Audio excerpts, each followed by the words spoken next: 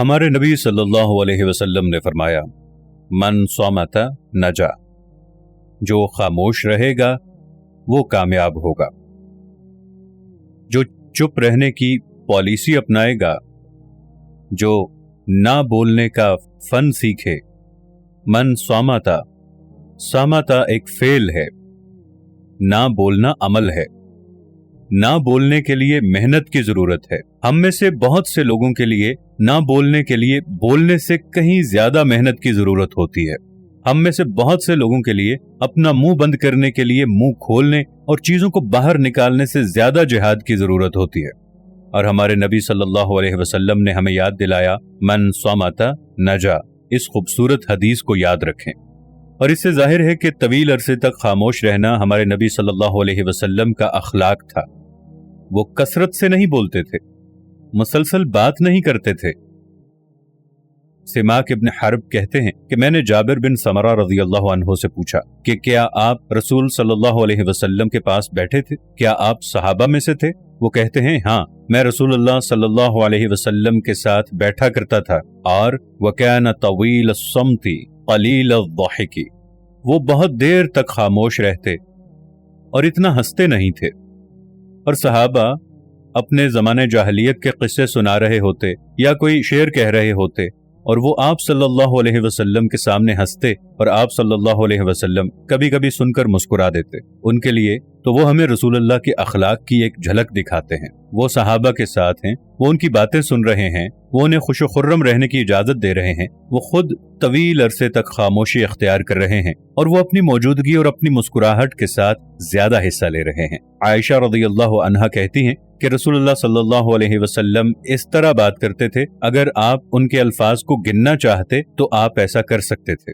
آپ اس طرح بات کرتے کہ اگر آپ صرف اپنی انگلیوں پر گننا چاہتے ہیں کہ انہوں نے کتنا بولا تو آپ ایسا کر سکتے تھے۔ دوسرے لفظوں میں، جب وہ بات کرتے تو یہ پرجوش، مختصر، جامع ہوتی تھی، اور بہت دیر دیر تک بات نہیں کرتے تھے، اور یہ اہل دانش کی ایک معروف خصوصیت رہی ہے۔ ہمارے مذہب سے ہٹ کر بھی یہ حکمت کی ایک عالمگیر خصوصیت ہے۔ نہ صرف ہمارے عقیدے کے اندر ذہین ہونے کی عالمگیر خصوصیت یہ ہے کہ آپ بغلیں بجانے اور بولنے میں کمی کرتے ہیں، اور آپ صرف اس وقت بولیں جب آپ کو ضرورت ہو، اور آپ اضافی تقریر پر خاموشی کا انتخاب کرتے ہیں۔ ایک صحابی نے فرمایا کہ جب تم کسی ایسے شخص کو دیکھو جس کو دنیا سے محبت نہیں اور اس کی گفتگو بہت کم ہے، تو اس کا ساتھ دو، کیونکہ اللہ تعالیٰ نے اسے عقل دی ہے۔ جب تم کسی شخص کو دیکھو کہ اسے دنیا کا لالچ نہیں، وہ ہمیشہ اس دنیا کے پیچھے نہیں بھاگتا، اور آپ کو یہ بھی معلوم ہو کہ اس کے پاس بہت کم ہے، قلیل یعنی کلام، وہ غیر ضروری چیزوں کے بارے میں اتنا نہیں بولتا، پھر یہ وہ شخص ہے جسے آپ کو دوست بنانا چاہیے۔ یہ وہ شخص ہے جو عقل مند ہے، اس کی موجودگی سے فائدہ اٹھائیں۔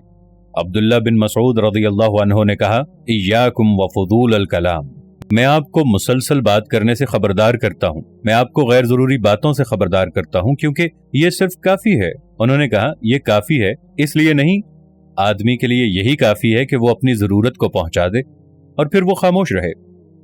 آدمی کے لیے یہی کافی ہے، وہ وہی بولتا ہے جو کہنے کی ضرورت ہے، پھر اس سے آگے نہیں بڑھتا۔ اور عبداللہ بن عمرو بن عاص رضی اللہ عنہ نے فرمایا، چھوڑو اور اس چیز کو چھوڑ دو جس سے تمہیں کوئی فائدہ نہ ہو، اور ایسی بات نہ کرو جس سے تمہیں کوئی سروکار نہ ہو، اور اپنی زبان کو قابو میں رکھو، اور اس کا زیادہ شوق نہ اپناؤ جیسے سونے اور چاندی کا شوق۔ اپنی زبان کو خرچ کرنے میں ہوشیار رہو، جتنا تم اپنا پیسہ پھنسا رہے ہو اس سے زیادہ بے تابی سے اس بات کو یقینی بناؤ کہ اسراف، خرچ کرنے سے، پرس بند رکھنے سے زیادہ اپنا منہ بند رکھیں۔ یہ ایک مستقل موضوع ہے جو ہمیں صحابہ اور ابتدائی علماء سے ملتا ہے، اور سبحان اللہ، ذرا سوچئے کہ ہم کتنی پریشانی سے بچ جائیں گے اگر ہم غصے میں بولنے پر خاموشی، جلد بازی میں بولنے پر خاموشی، بغیر الفاظ کے انتخاب کے بولنے پر خاموشی اختیار کریں۔ آپ کی خاموشی پر شاذ و نادر ہی آپ کو تنقید کا نشانہ بنایا جائے گا۔ کبھی کبھی آپ کو ضرور بولنا پڑے گا، لیکن عام طور پر آپ کو 9 بار بولنے پر تنقید کا نشانہ بنایا جائے گا اور 1 بار خاموشی پر تنقید کی جائے گی۔ عام طور پر آپ کی زبان اور اسے کھولنا آپ کو اپنی زبان کو خاموش رکھنے سے کہیں زیادہ تکلیف کا باعث بنے گا۔ سبحان اللہ، ایک لفظ جو آپ کہتے ہیں برسوں کی دوستی کو توڑ سکتا ہے۔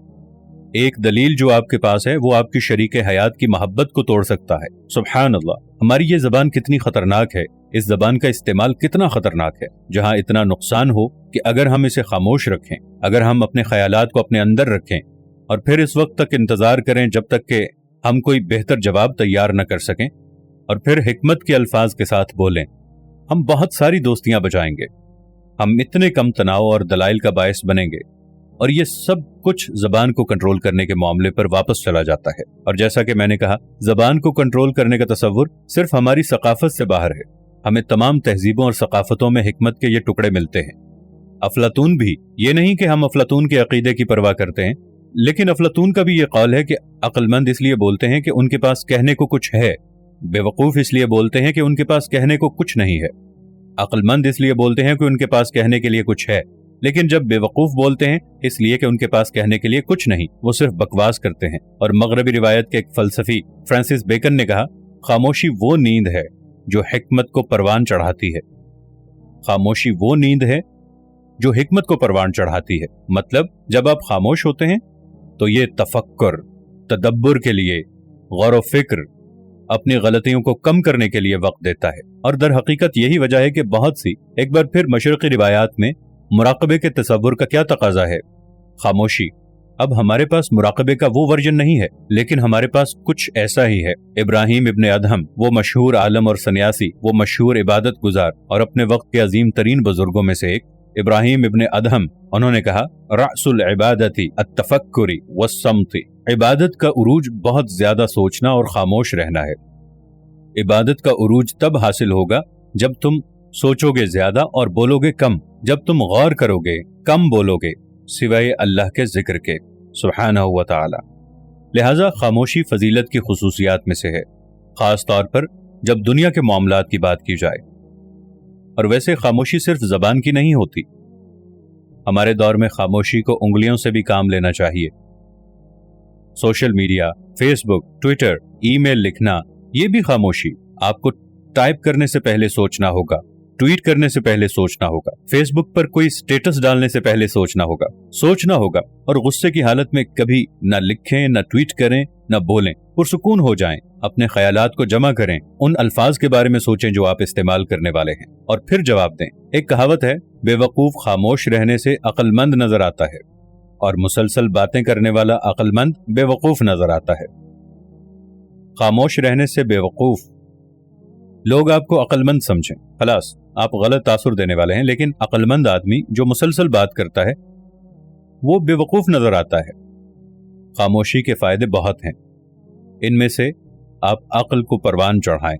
ये ईमान की निशानी है, क्योंकि हमारे नबी सल्लल्लाहु अलैहि वसल्लम ने फरमाया, ईमान का कमाल यह है कि उस चीज को छोड़ दिया जाए जिससे आपको कोई सरोकार नहीं। ये एक निशानी है अच्छे अखलाक की। ये दूसरे लोगों के जज्बात को ठेस पहुंचाने से बचाने का एक तरीका है। ये आपको बेहतर जवाब देने के लिए वक्त देता है। इससे लोगों में मुस्बत तासुर पैदा होता है। और सबसे अहम बात यह है कि ये आपको जहन्नम की आग से बचाता है और अल्लाह की खुशनुदी हासिल करने का बायस बनता है। सुब्हानहू व तआला। भाइयों और बहनों, खामोशी एक फन है। खामोशी की तरबियत होनी चाहिए। आपको खामोश रहने के लिए खुद पर जब्र करना चाहिए। अपनी जबान को काबू करने का फन सीखना चाहिए। अगली बार जब आपको बोलना जरूरी लगे तो बोलने से पहले सोचें। हमारा आखिरी नुक्ता इंशाअल्लाह, या 2 नुकात। नंबर 1, इस सारी खामोशी का मतलब दुनिया में है, दुनिया के मामलात में। आखिरत के मामलात मांगना, अल्लाह और कुरान का जिक्र, मौइज़ा और तबलीग और तालीम। जाहिर है कि ये खामोशी की किस्म नहीं है जिसके बारे में हम बात कर रहे हैं। मशहूर आलिम इब्ने अब्दुल बर ने कहा कि जो कलाम खैर में आता है, अल्लाह का जिक्र है, कुरान की तिलावत है, नेक अमाल करने से, तबलीग, लोगों को इकट्ठा करने और सुलह करने से, ये बहुत कुछ है। ये खामोश रहने से बेहतर है। तो जब आप ऐसा करते हैं तो लोगों को इकट्ठा करने के लिए कुछ करते हैं, उनकी दोस्तियां टूट जाती हैं, आप उनको इकट्ठा करते हैं। अल्लाह का जिक्र, कुरान, ये हम बात नहीं कर रहे। और दूसरा नुक्ता और आखिरी नुक्ता इंशाअल्लाह ताला ये है, जैसा कि मुआज़ बिन जबल ने कहा, कल्लिमन नास कलीलन व कल्लिम रब्बक कसीरन। कल्लिमन नास कलीलन, लोगों से बात करो कम, कलील, व कल्लिम रब्बक कसीर, और अपने रब से खूब बातें करो। आप अपने रब से कैसे बातें करते हैं? दुआ, जिक्र, कुरान, तिलावा, इस तरह आप अपने रब से बात करें। हम एक मशहूर हदीस नबवी सल्लल्लाहु अलैहि वसल्लम याद करके ख़त्म करते हैं। मन कान युमिनु बिल्लाहि वल यौमिल आखिर फलयकुल खैरन औ लियस्मुत। जो अल्लाह और आखिरत के दिन पर ईमान रखता है या तो कोई मुफीद बात कहे वरना खामोश रहे। कुछ अच्छा कहो, कोई मुफीद बात कहो, वरना चुप रहो। अल्लाह सुब्हानहु व तआला हमें उस वक्त बोलने की हिकमत अता फरमाए जब बोलना बेहतर हो, और जब खामोशी बेहतर हो तो खामोश रहने की हिकमत अता फरमाए। जज़ाकुमुल्लाह खैरन। अस्सलामु अलैकुम व रहमतुल्लाहि व बरकातुहू।